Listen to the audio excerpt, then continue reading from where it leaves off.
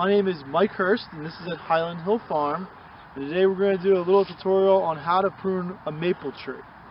Well, any tree you prune, before you start you have to identify what it is and if it is the right time of year to prune it. This is a Brandywine red maple, which means it's basically a red maple. Red maples, the rule for most broadleaves, not all broadleaves, but most broadleaves, is that when you prune them and they're dormant, you create invigoration. If you prune them while their leaves are out, you create stunting.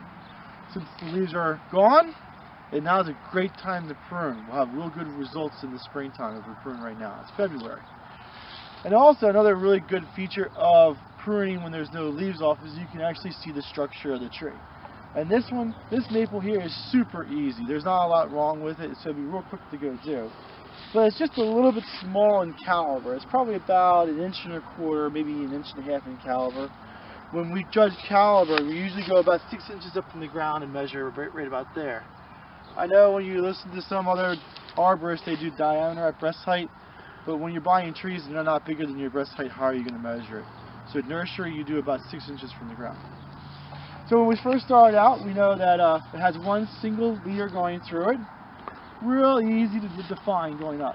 When it gets up here, it gets a little bit iffy, but we'll clean that up as we go through. So we know we have one leader, which is really nice. We have a really nice branching right here, a real nice Y. We like having our trees start out with a Y. If we can't, then it's okay to do one side with one branch, but we try to make it as nice and round and symmetrical as possible. So we're not going to limb up any of them. So this is a really easy tree. There's no limbing up and there's no defining on the leader. We're going to pull out our trusty bypass pruners. Make sure our blade side is towards the side we're keeping. And we're going to start doing a little bit of trimming. One thing to note, this right here is not very good. There's too many branches at one spot. We need to clean that up. In order to clean that up, we're going to go through and we're going to prune, cutting the branches off. To try to make, I think we're going to do it this way this time. Make one branch going out, and then we'll cut it off there. So that's just how we do it. But it has one branch, one going out, and it's not a whole bunch of branching at one spot. Here's another one. We have a whole bunch of branching in one spot. What are we going to do? Well, I'm going to decide we're going to cut this one there. Now, it's going to might be a couple years for that to heal over, but it's going to be nice and straight. I really like that. So we're going to prune that, and then we're going to prune that, and we're going to prune that.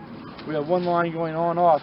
Now what we have to do is we just have to go all the way around the tree and do that. You can see I've done it years in the past, so I've cut it. This has been a couple years in our field. But anyway, we're just going to go around, just continues to do that. You don't have to hit this small stuff, but before we sell it, we do clean that up so it does look nicer. But if you take everything off, there's no foliage for next spring, so that's not really what we want. So we're going to go through here. I'm going to leave a Y on this one because I like this Y. And we have a nice Y here, so next year it's going to fill on this side, that's going to fill there, that's going to fill there. So we have a fairly nicely branched, symmetrical tree. We're going to go right to here's the next section. Now imagine in 20 years from now, if you don't prune this, what this tree going to look like. Each one of these branches is going to get bigger and bigger and bigger. So what happens is there's too many branches in the main trunk at this one area. So we need to clean that up in order to make it nice. The easiest thing to do is to cut this one right here. The reason I cut that one right there is because this is symmetrical here and that's symmetrical there. So that's the one that's odd one out. We remove that. The trunk has the ability to go and twist around and there won't be any of the girdling due to branching later on in life. So now what we do is we just continue our pruning and tipping back of the tree. Now this is going to be a little bit heavy of a hit, but it is what it is. You see again, there's too many branching in one spot, and oh man, we even have a cross branching. Not to worry, we can fix all that up. Real easy to go do.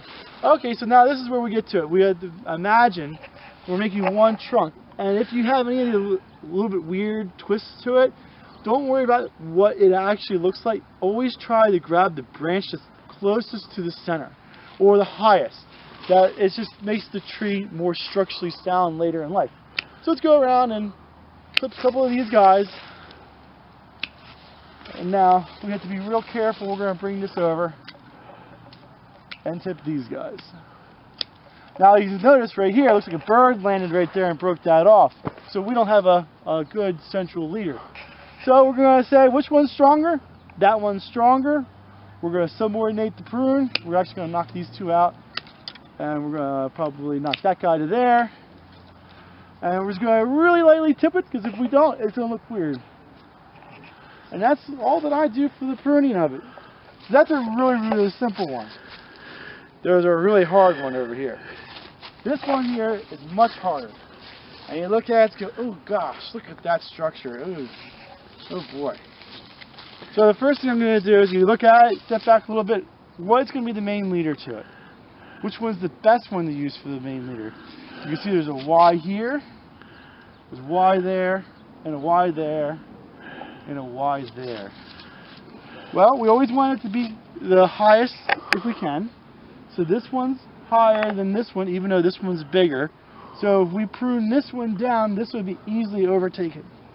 If you prune this one down, this is still going to be above that, so it has a chance of coming back. So long term, this is the one you want. So in order to do that, that means we have to reduce this one. It's okay, that's fine. That's actually quite easy now. All we do is just follow up. That's main. That's the strong one. That's the strong one. This is going to be the lead. That's going to be the lead right there. Even though that one's bigger, that's going to be the lead. Oh, we'll see the branching is about right height.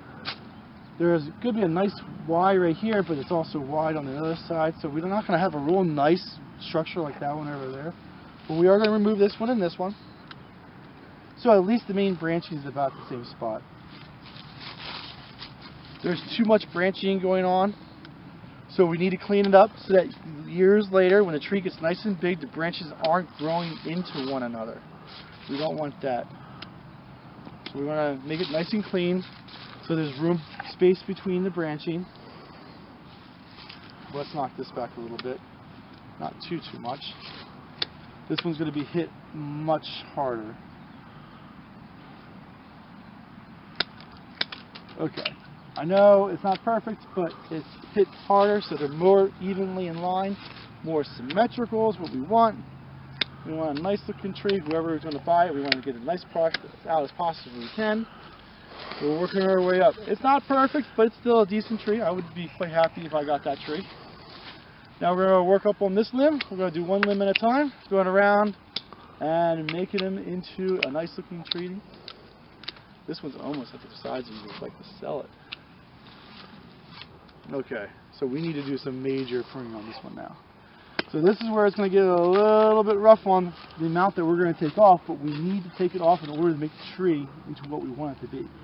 And that is a big cut to take off, but we do need to reduce it. And we're going to take that off, and we're going to take that off, with the intent of probably making that into the branch. Ooh, that didn't work out well.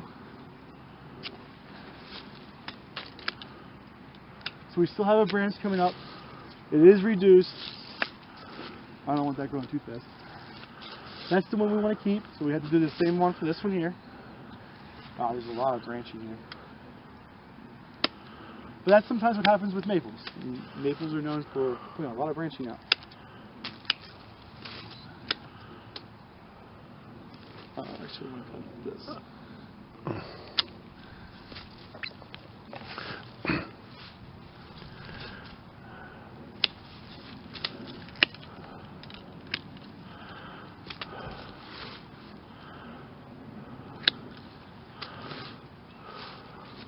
So there's too many branches at that one spot. We need to remove 2 of them probably. Later on in life it doesn't mess it up too much.